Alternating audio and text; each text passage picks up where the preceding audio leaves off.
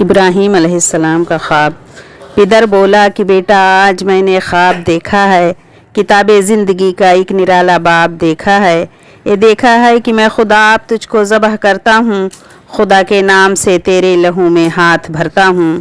سعادت مند بیٹا جھک گیا فرمانے باری پر، زمیں و آسماں حیران تھے استعاد گزاری پر۔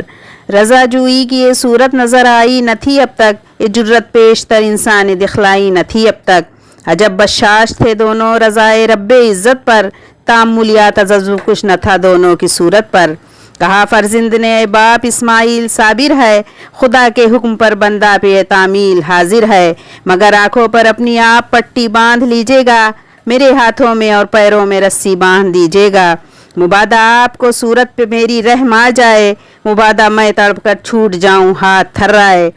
پسر کی یہ بات سن کر باپ نے تعریف فرمائی، یہ رسی اور پٹی باندھنی ان کو پسند آئی۔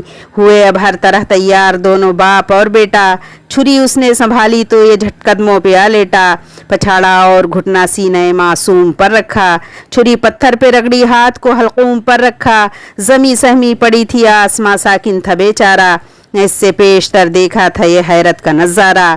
پدر تھا مطمئن بیٹے کے چہرے پر بحالی تھی، چھری حلقوں میں اسماعیل پر چلنے ہی والی تھی، مشیت کا مگر دریائے رحمت جوش میں آیا، اسماعیل کا ایک رونگٹا کٹنے نہیں پایا۔ ہوئے جبریل نازل اور تھاما ہاتھ حضرت کا، کہا بس انتہا مقصود تھا ایثار جرت کا، اطاعت اور قربانی ہوئی منظور یزدانی کی، جنت سے برا آ گیا ہے بحر قربانی۔ ہمیشہ کے لیے اس خواب صادق کا سمجھ لیجئے، اسی برے کو بیٹے کے عوض قربان کر دیجئے۔